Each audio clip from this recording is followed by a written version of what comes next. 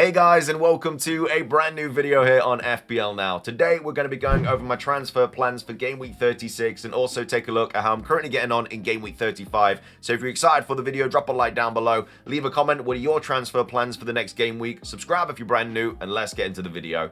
So, starting things off, another very lackluster game week for myself.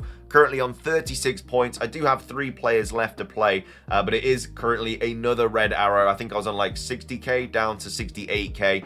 And again, the kind of latter half of the season, I'm just making all the wrong decisions. I went double Arsenal defense this week with Raya and Kivior over double City defense, and that has cost me 6 points because Ruben Diaz went and got 7 points, who was on my bench. I did play Gavardio, who got 8 points, but again, he's pretty highly owned, so it didn't really matter that much. But yeah, going Kivior over Diaz is where my game week really kind of took that hit, because 6 points difference starts to be a little bit better. I think I still would have been on a potential red arrow, but not as bad as the one that it is currently on. But wasn't really expecting Arsenal to concede 2 to Bournemouth. That I was expecting them to rotate, which they didn't even do that much. They did play with a full strength squad. I think Saka got like 90 minutes.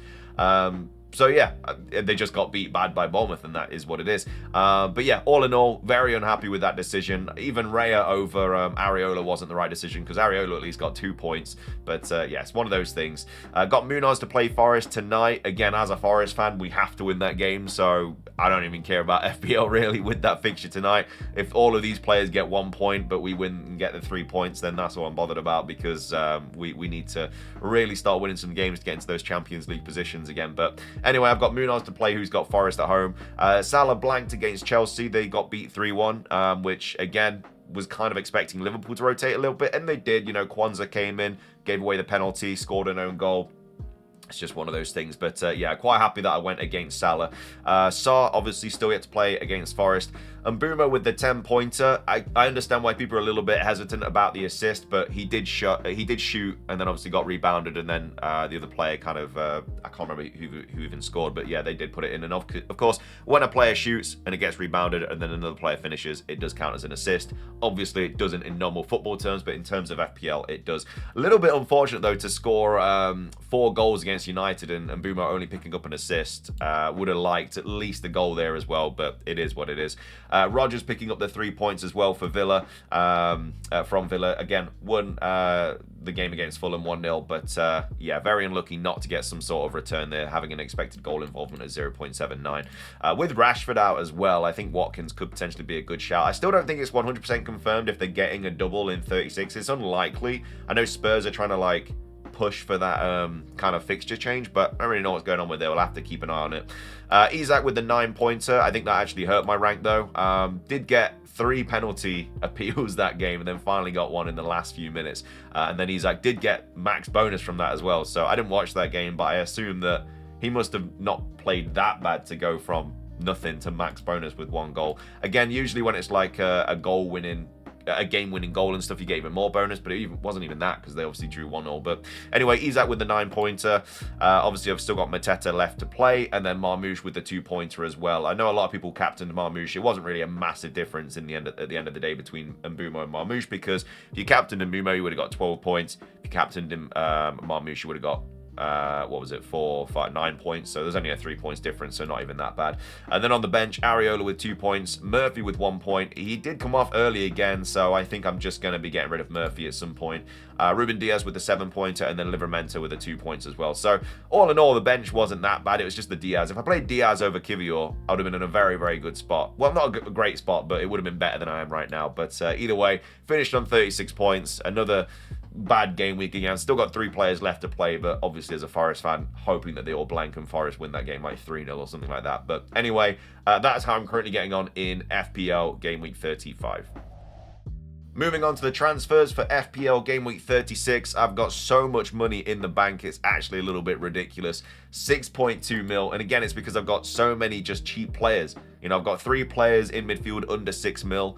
I've got defenders that are cheap as well. My strikers are relatively cheap. I've just got so much money to just kind of like use. So yeah, what do I do with it? My main kind of...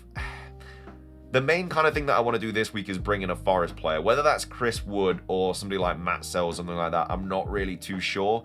I might just get rid of Areola this week, bring in Sells, play him against Leicester and then West Ham, and then probably play Raya on the last game of the season. I don't really want to make a goalkeeper transfer, but I don't also really want to play Raya against Liverpool and then Newcastle. It's not really something that I'm wanting to do. So even though I don't really want to make a goalkeeper transfer, that's one thing that I could do this week, just bringing in Matt Sells. Again, could bring in a Forest defender, but, you know, this week I can play Gvardiol, Ruben Diaz, and Munoz, and obviously Spurs away, Southampton away. I'm fine playing that back line, so I don't need to worry about a defender that much. And then with the midfield, it's not too bad. I can play Salah, who's got Arsenal. I can play Sarr, who's got Spurs. Rodgers, who's got Bournemouth, and then Mbumo, who's got Ipswich. And then just play like a 3-4-3, and then just play again Mateta, who's got Spurs. Isak, who's got Chelsea, and then Marmoush, who's got Southampton. But on the other kind of situation is I do kind of want to bring in Chris Wood, who's got Leicester at home, or some sort of, you know, Forest outfield player, because Leicester at home is just such a good fixture. But I do think I need to sort my goalkeeper situation, because it's not great right now. So that's one decision that I'm thinking of potentially making. Like I say, if I don't end up doing that and I just play, I don't know, I'd probably play, I don't even know at this point, maybe just Arsenal, who's got Liverpool away. I would just probably get rid of. This thing is, I don't really know which striker to get rid of for Chris Wood, though, or even Visser or something like that, because Marmoush has got Southampton away, which is a fixture, obviously, I'm not going to get rid of a player for. But if Haaland's back, then Marmoush suddenly becomes not good as an option. So don't really know what to do with that one. And then Mateta, who's got Spurs away on penalties, I don't really want to get rid of him. And then I don't really want to get rid of Isak either. Like Chelsea at home, Arsenal away, Everton at home. Like Arsenal have just conceded 2 against Bournemouth. Newcastle have to win these games to get those Champions League spots, and they can actually finish second as well. I think Newcastle can, if Arsenal keep losing and Newcastle keep winning. So that's obviously something they're going to want to get, because you get more money and stuff like that, finishing higher in the Premier League. So there's that as well. And I really like this front three, and I just don't know who I'd get rid of for somebody like Chris Wood or Visser or something like that. So yeah, it might just be the case where I just get rid of Sells this week and just make a bit of a boring transfer, but then I can just play Sells for the next 2 weeks, Leicester and West Ham, and then obviously have Raya, who's got Southampton away on the last day of the season. And that also probably will make me keep Kivior as well, and I'll just bench Kivior for the next 2, and then just play him on the last day of the season, because I can play, obviously this week I can play Munoz, who's got Spurs away. Next week I can play him, who's got Wolves at home, and then I can just play like double City defense as well, who've got Bournemouth at home. Can just do that as well, and just hope that they get the clean sheet. And then obviously on the last day of the season I can play Kivior, probably Livramento, and then Gvardiol, and then and then I just don't have to make a defender transfer for the rest of the season. Again, they're not the greatest fixtures on paper, but they're not as bad to warrant making a transfer. So I'm obviously fine with that. So that allows me to use my transfer in midfield or up front. So, or obviously goalkeeper. So yeah, defense is fine for the remainder of the season. In regards to midfield, there definitely can be some changes. Obviously, somebody like Mbumo I'm going to keep. Salah I'm going to keep. Murphy I do want to get rid of. Sarr's not a massive issue, but they do have Liverpool away on the last day of the season, and I want to bring Saka back as well. So it'll probably be either Murphy or Sarr out for Saka at some point. And to be fair, it's probably going to be Murphy, because I do have enough for Saka there if I wanted to do that. Well, actually, I'm not sure if I do. If I do that, yeah, I'll just have enough if I bring Sells in this week. And to be fair, Saka's probably going to go down in price anyway, so I don't really have to worry about that. And that will be kind of 2 of my remaining transfers. And then also up top, again, I'd probably want to get rid of Mateta at some point and maybe bring in a different player for the rest of the season.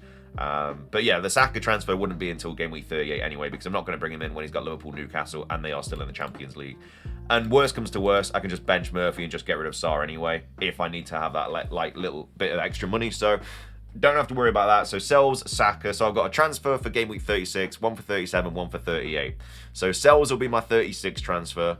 Saka will be my 38 transfer, and then going into 37, it allows me to bring in another player, and it's probably going to be a striker, and it's probably going to be Marmoush, to be fair, that goes out once Haaland's back, and then I'm just going to have to keep Mateta. Oh, I don't even know, to be fair. Like, I'd like to get rid of Mateta, because the Liverpool away fixture isn't ideal, but he might still be on penalties. You never know, so he's not the worst player to bring to get rid of. Or maybe I just play Sarr on the last day of the season and then just sort out my midfielder and just get rid of Murphy, obviously, for Saka, get rid of another midfielder, and then just play a 3-5-2 for the last day of the season. Then obviously just bench Marmoush or Mateta, one of those, whichever you kind of fancy on the day. But yeah, that's kind of my transfer plans for the remainder of the season. So it could be Sells in this week, and then somebody else in next week, and then Saka in for the last day of the season, and that's it. And that will be hopefully get me into the top 50k, but I don't even know at this point. It's weird, man. I need Palace to do well tonight, but obviously as a Forest fan, I mean, if we win like 4-3, that would be perfect. And then like Mateta, Sarr, and Munoz get on the score sheet, but then Forest just score 4, which we never do, but apart from when we beat Brighton. But yeah, that's kind of my transfer plans for the remainder of the season. Might change obviously with injuries and stuff like that, but hope you guys enjoyed the video. If you did, drop a like down below. Let's try and hit 100 likes. Leave a comment. What are your transfer plans for the next few game weeks? Subscribe if you ring the notification bell. Have a fantastic rest of your day, and until next time, peace.